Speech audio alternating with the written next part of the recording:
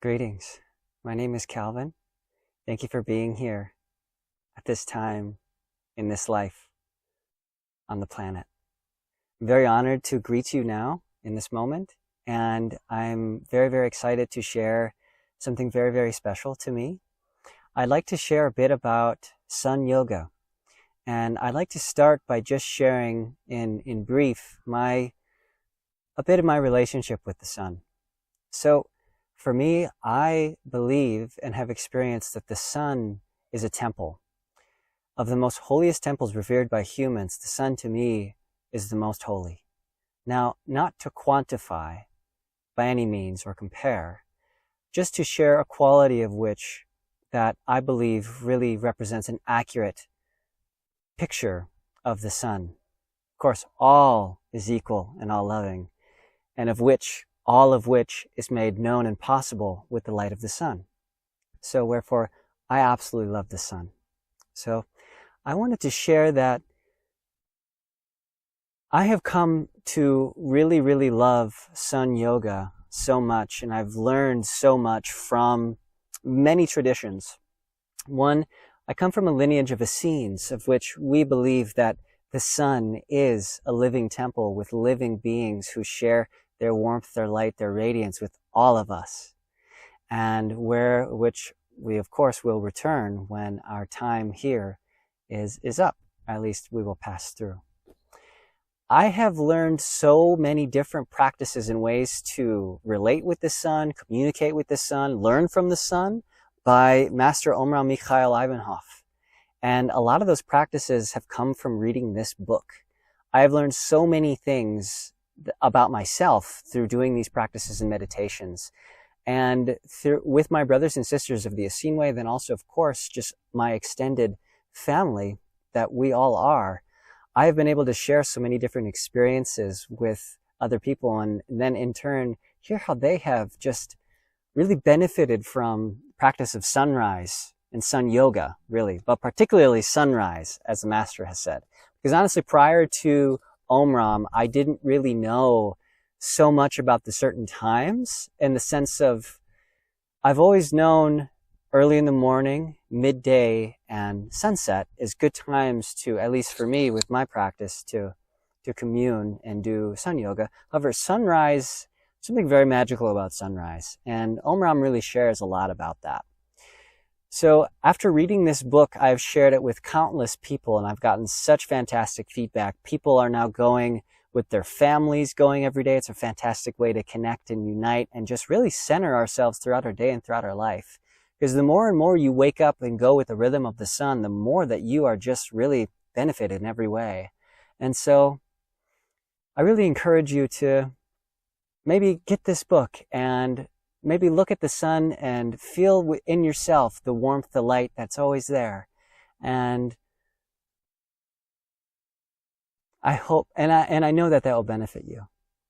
So I would like to read a little bit from this book today. I'd like to read chapter 8, and then I will also finish with a prayer in chapter 9. And I hope that you enjoy.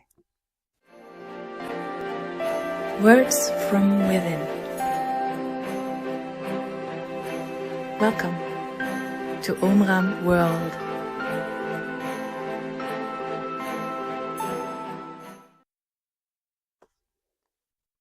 So this is chapter 8, and it's called Love as the Sun Loves. Humans have lived on this earth for so many millions of years that they have ended by understanding how necessary it is and how advantageous to collaborate and help one another. In fact, it is thanks to this human solidarity that culture and civilization advance. In the past, a disaster such as a fire, for example, brought immediate help from all the neighbors. The whole village would turn out to fight the blaze and help the victims. And what love they showed in working all together to rebuild their unfortunate friend's house. All the technical progress of recent years seems to have made people more personal and selfish and less heedful of others than in the past. But the same sense of solidarity can sometimes be seen even now. When there is a special emergency, such as an air disaster, an avalanche, or a shipwreck, for instance, you will see people rushing to the rescue with helicopters and parachutes and all kinds of special rescue equipment. So, even though we hear people complaining that people have become more egotistical, they have still not lost all sense of kindness and generosity. But the love of humans pales by comparison with that of the sun. Even the love of initiates, who are more devoted and more willing to sacrifice themselves than other people, even their love pales beside the love of the sun. We are told of saints who gave everything they had to the poor, of benefactors who bequeathed huge sums of money to build hospitals, orphanages, or institutes of scientific research. And of course, all that is very laudable, but you can hardly compare them to the sun. But what does the sun actually do that is so special, you will ask? And this shows that you are exactly like Mullah Nasruddin. When his pupils asked him which was more important, the sun or the moon, he replied, "Why, the moon, of course, for what good is the sun in the daytime?" Wink, wink.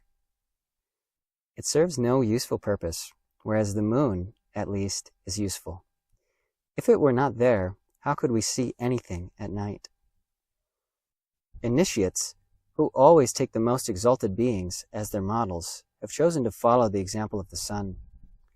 They have seen how, during all the millions of years that humans have been on this earth, the sun, which was there long before they were, has poured out such vast amounts of heat and light that not even a computer, is capable of evaluating it.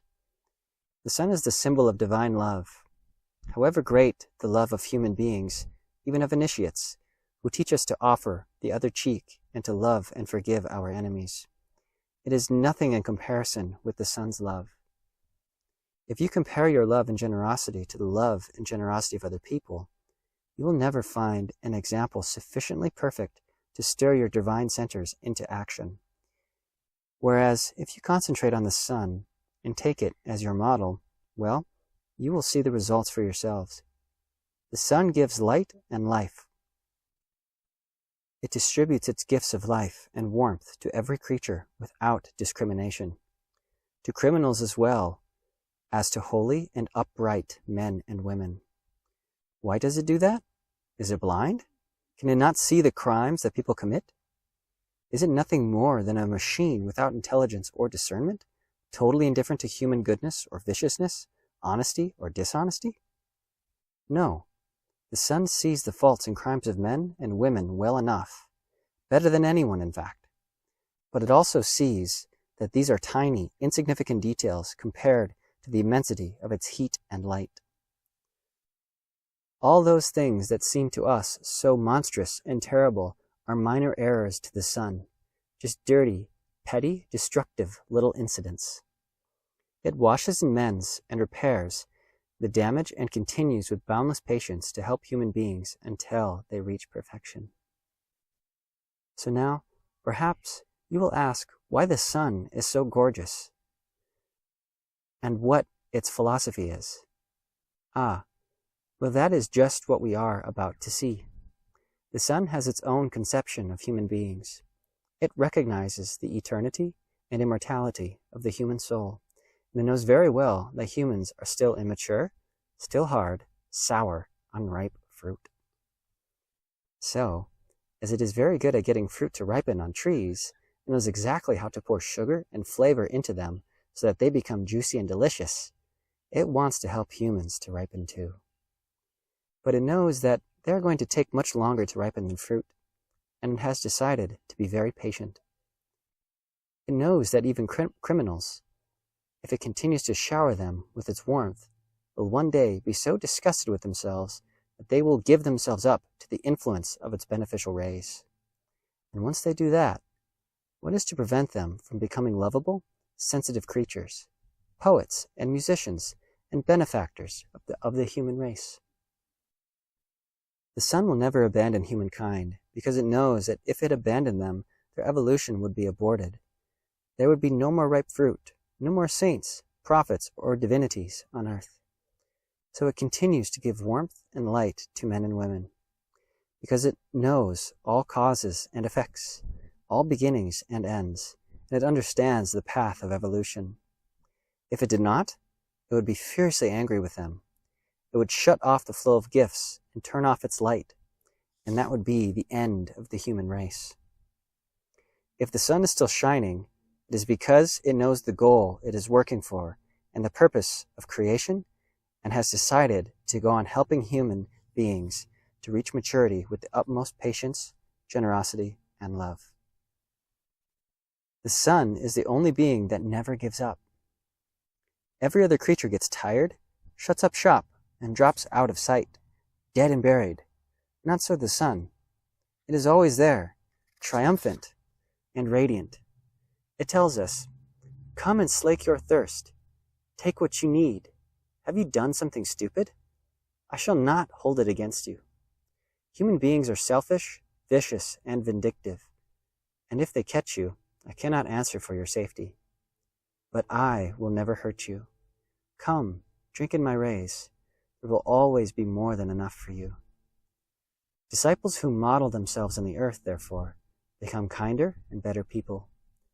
They find the courage to forget all the difficulties and disappointments inflicted on them by their fellow men and women, and they never lose patience. Everybody else gives up and ends up turning you out. Go away. I don't want to see you anymore. I've done all I can for you, and I'm tired. Tired. Leave me alone. But the sun is never tired. I think you understand now why I want you to turn to the sun. Because it alone can fill you with noble, divine feelings. You must think of the sun often. You must spend time with it and talk to it. Ask it, "Dearest sun, tell me, how did you become what you are? Please explain it, because I want to be like you, but I do not even know how to begin. I have read all kinds of books by philosophers and other learned people, but they all have such a peculiar scale of values, so petty and mean. You are the only one who has the right yardstick, the yardstick of immensity, abundance, wealth, and splendor. Please tell me how you managed it." And the sun will answer, "It is thanks to the elixir of everlasting life." "Where can I find that elixir?" you will ask. And the sun will reply, "Here, in me, of course." So, if you want to live with the same life as the sun, you must drink the elixir of everlasting life, which flows constantly from the sun into the atmosphere. I am not feeding you fables. This is a truth which is truly true. If you want to begin to understand and decipher the meaning of life, if you want to become free and capable of ever greater and more beautiful undertakings, you must adopt the sun as your model. Try to look at everything through the eyes of the sun, to measure everything with the yardstick of the sun, to feel things as the sun feels them, and you will see how petty, crude, insignificant, and mediocre all those things you once thought important really are. I am introducing you to a world in which the units of measure are far greater than any you have used before. This does not mean that, from one day to the next, you will be as rich, patient, and generous as the sun, nor that you will live for billions of years as it does. No. But if you take it as your model, you will get much further. Of course, when I speak of living of billions of years, I'm not talking of your spirit, but the spirit of a billion years is nothing, since it lives eternally. No, I'm talking of your physical bodies. The sun lives for billions of years in its physical body because it is pure. And now, some more questions for the sun. Why are you so pure? Because purity is the basis of everything else, and I'm careful to maintain and strengthen it ceaselessly. Why are you so generous and kind? That is because I know that my kindness and generosity will trigger something good in human beings, and that one day they will turn to me with praise and song and music. In fact, it makes me very happy to see that there are already some who turn to me, for that proves that they are intelligent and full of love. This is the kind of thing the sun is always telling me, for I never stop questioning it. And when I asked it why it was so brilliant and alive, it said, "It is because I have so much love. Love makes all my particles move so fast that no instrument is capable of measuring their vibrations." Then I'm going to try and do the same, I said. You will not succeed, it replied, but you are right to try. The exercise will do you a lot of good because it will force you to transcend your human limitations. Then I asked it another question. Can humans become so bright and shining that they can light up the night? Yes, they can, he replied. It is possible. But it takes a tremendous amount of work, for matter is very opaque and dense and vibrates very slowly. However, if humans manage to make the particles of their physical bodies subtler, if they can get them to vibrate much more rapidly, then they can become lamps to light up the whole world. I have asked the sun many more things besides, but this is not the moment to tell you about all of them. Just this one thing. I asked it whether all that strength it possesses and all that light it distributes throughout the world could be found in a human being. And it told me that they could. And it even showed me exactly where that energy is stored in the human body and how it emanates from different parts of the bodies of men and women. Yes, an energy which is of the same nature as the energy of the sun. So, my dear brothers and sisters, think of the sun, day and night, because by thinking of it, you are in touch with a world of power, purity, and light. When you think of the sun, you are raising yourself up. You are becoming nobler, more magnanimous, more indulgent, and generous. The sun gives, strengthens, and vivifies without ceasing, and we must imitate it in this. Of course, as long as disciples have too many personal problems to solve, they are not free to be more open and broad-minded and to think of anything but themselves.